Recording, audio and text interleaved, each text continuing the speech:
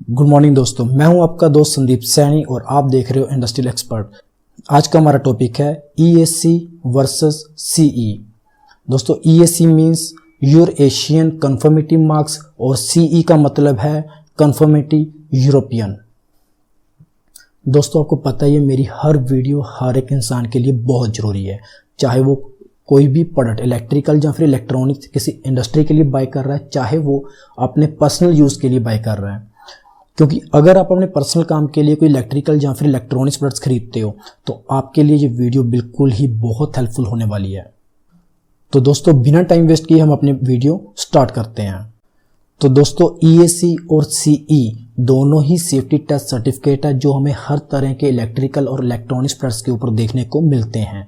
दोस्तों अगर आप किसी प्रोडक्ट के ऊपर इलेक्ट्रिकल या फिर इलेक्ट्रॉनिक्स प्रोडक्ट के ऊपर CE या फिर EAC का सर्टिफिकेट देते हो तो उसका सीधा सीधा मतलब ये है उसने सेफ्टी, हेल्थ और एनवायरनमेंट के रिलेटेड जितने भी जरूरी टेस्ट थे वो सब। हेल्थ, सेफ्टी और एनवायरनमेंट की बात मैं इसलिए कर रहा हूँ, अगर मान लो आपके फाइनल प्रोडक्ट के अंदर किसी भी तरह के हार्मफुल प्रोडक्ट कंपोनेंट्स यूज़ किए जाते हैं, जैसे कि जो जहरीली गैसें छोड़े या फिर कोई मिसहैपनिंग हो सके इंडस्ट्री में किसी भी तरह की, या जिनका इंसुलेशन अच्छा नहीं है, तो इन सभी चीज़ों के जब टेस्ट होते हैं तो उनको पार करने के बाद ही आपको CE या फिर EAC का सर्टिफिकेट मिलता है।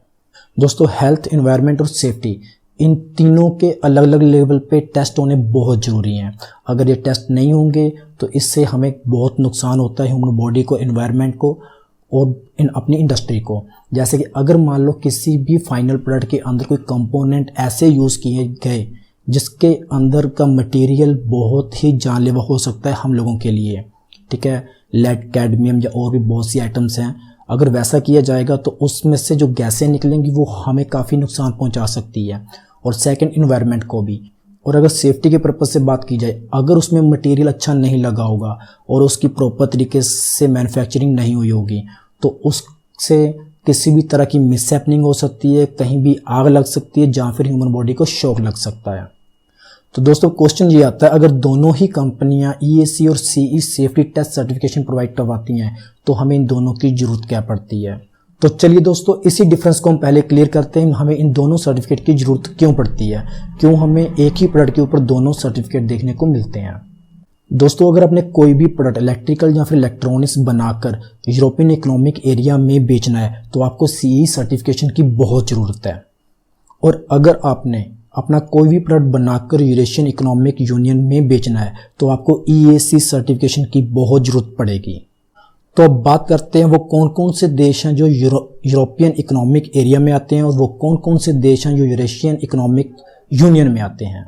दोस्तों यूरोपियन इकोनॉमिक एरिया जिसके लिए हमें CE सर्टिफिकेशन लेना बहुत ज़रूरी है, उसके अंदर जो देश आते हैं उनके नाम हैं ऑस्ट्रिया, बेल्जियम, बल्गेरिया, साइप्रस, चेक Republic, Denmark, Estonia, Finland, France, Germany, Greece, Hungary, Ireland, Italy, Latvia, Lithuania, Luxembourg, Malta, Netherland, Poland, Portugal, Romania, Slovakia, Slovenia, Spain and Sweden.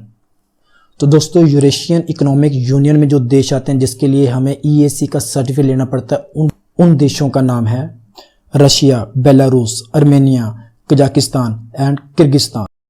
दोस्तों उम्मीद है अभी तक आपकी पूरी कन्फ्यूज़न क्लियर हो गई होगी, हमें CE क्यों ज़रूरी है और EAC क्यों ज़रूरी है। अगर आपके पास EAC का सर्टिफिकेट है तो आप इससे यूरोपियन इकोनॉमिक एरिया में नहीं सेल आउट कर सकते अपने प्रोडक्ट्स को, और अगर आपके पास CE का सर्टिफिकेट है तो आप इससे यूरेशियन इकोनॉमिक यूनियन में भी नहीं बेच सकते। तो दोस्तों मुझे उम्मीद है आपको मेरी इस एक वीडियो से EAC और CE का पूरा डिफरेंस जो है वो क्लियर हो चुका होगा। Thank you.